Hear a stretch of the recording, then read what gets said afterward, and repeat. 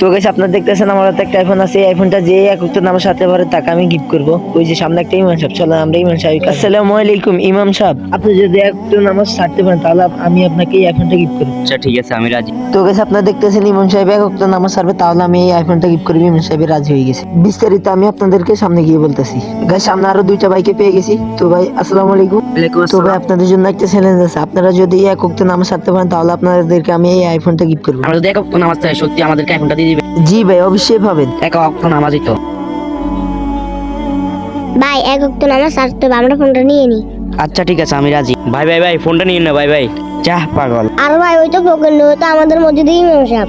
ইমাম সাহেব আপনার এই অবস্থা? না না না, যা কিছু হয়ে যাক, কে এক ওয়াক্ত নামাজ ছাড়বেন না। আর ইমাম সাহেব আপনি পাগলের মতন এই অবস্থা করেন কেন?